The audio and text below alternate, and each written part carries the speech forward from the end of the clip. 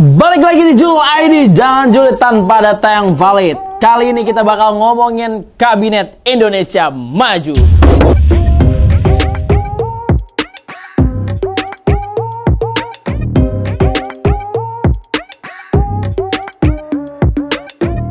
Ya, belum lama ini ya, pada tanggal 15 Rabu ya, tanggal 15 ya kalau nggak salah ya. Nah, Rabu kan. Nah, biasa nih Pak Jokowi ya kan, kesenangannya Pak Jokowi kalau misalnya hari Rabu itu suka bikin reshuffle kabinet. Wah, akhirnya beneran jadi kenyataan lah reshuffle kabinet ini. Dan banyak pengamat yang merasa bahwa reshuffle kabinet kali ini nih kayaknya banyak banget bagi-bagi kue kekuasaan atau mengakomodasi kepentingan politik gitu. Banyak banget ini yang ngomongin, yang masuk ke Genpi udah banyak banget nih ya. Salah satunya nih Pak Nyarwi Ahmad dari Direktur Eksekutif Indonesia Presidential Studies ya. Kata beliau nuansa akomodasi politik di situ tuh cukup nyata.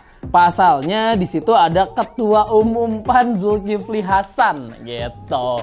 Habis itu katanya ada isinya juga nggak jauh-jauh dari PSI, PBB, PDIP yang jadi wakil menteri di Kabinet Indonesia Maju, katanya Pak Nyarwi kayak gitu. Habis itu terakhir kan ngomongin soal si Pak Hadi ya. Dia bilang kalau misalkan soal Pak Hadi mah ya Pak Hadi udah lama deket sama Pak Jokowi katanya gitu.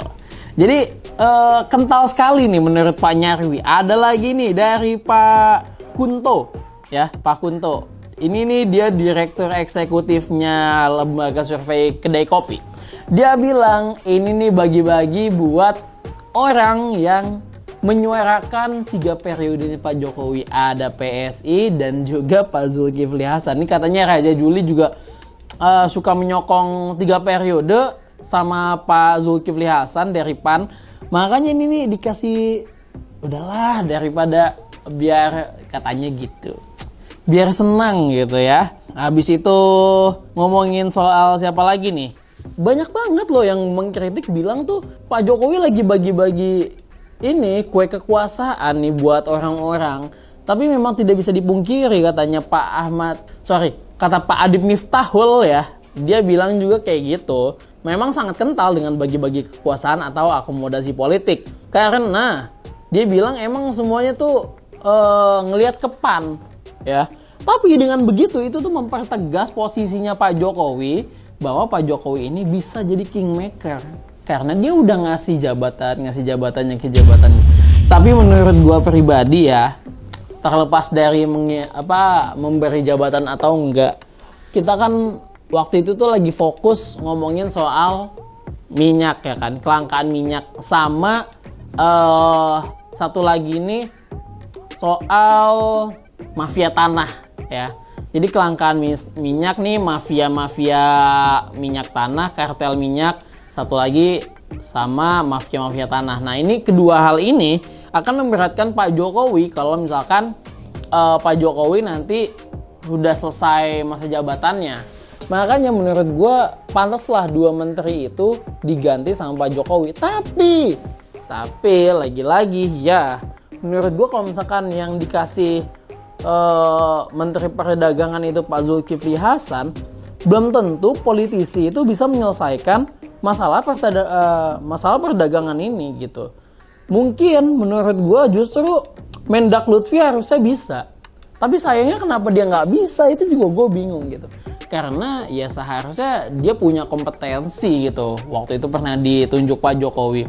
Bahkan nih menurut Direktur Eksekutif Oversight of Indonesia Democratic Policy Satyo Purwanto, bahkan dia bilang kalau misalkan itu tuh tanda bahwa Pak Jokowi itu nggak mantep gitu kalau misalkan nyari menteri gitu, tidak cakap ya kan, karena apa-apa digonta-ganti dan tidak beres, semuanya tidak beres gitu kan.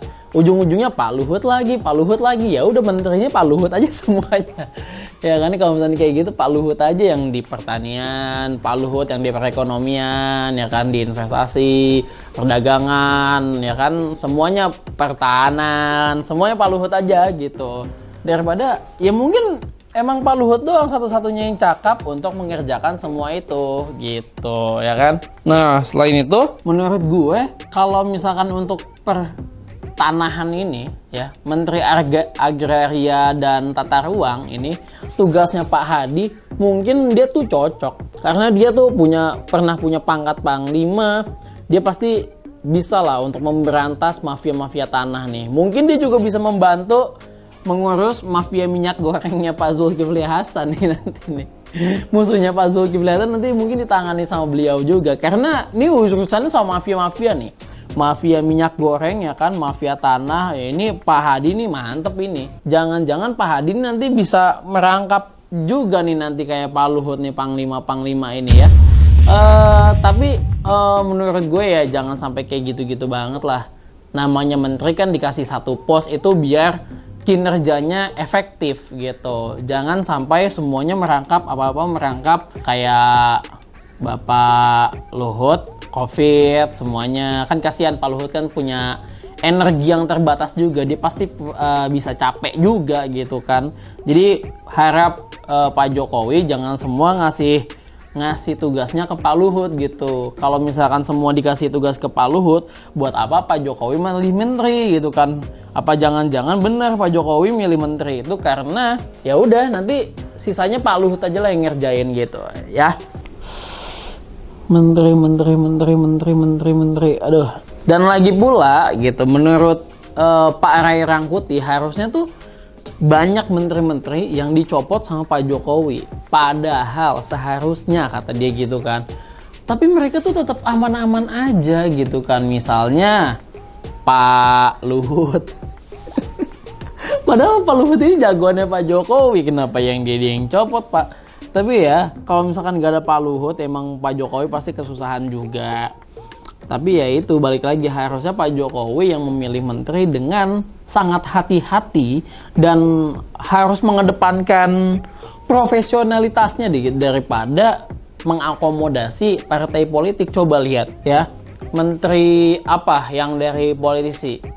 Menteri ya kan banyak tuh menteri-menteri dari politisi, menteri pertahanan ya kan, menteri ekonomi, menteri apa lagi? Banyak gitu kan, banyak pokoknya. Jadi ya kalau misalkan semua deretan menteri itu dikasih ke politisi, terus buat apa anak bangsa belajar mati-matian untuk menjadi yang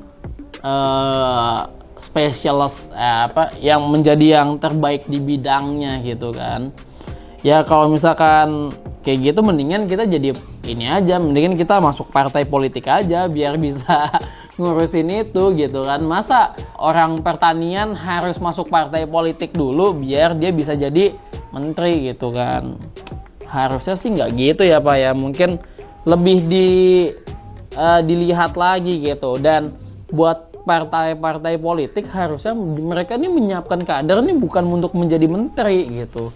Harusnya menyiapkan kader untuk pilpres, itu yang benar, bukan menyiapkan kader untuk menteri gitu. Tapi kalau misalkan memang cocok buat di menteri ya silahkan aja, itu kan terserah presiden, itu kan hak prerogatifnya presiden. Oke lah pokoknya segitu aja. Buat teman-teman jangan lupa like, comment, dan subscribe ya kan. Buat Pak Jokowi, buat Pak Luhut, buat menteri-menteri baru, buat menteri-menteri lama semuanya ya kan. Silahkan kami minta kritik dan sarannya. Apabila ada kesalahan, saya mohon maaf. Jika ada kebenaran, semua milik Tuhan Yang Maha Esa. Oke lah, kayak gitu aja ya. Jangan lupa download juga aplikasinya di App Store dan Google Play Store. Ya. Genvi.co, tahu kamu banget.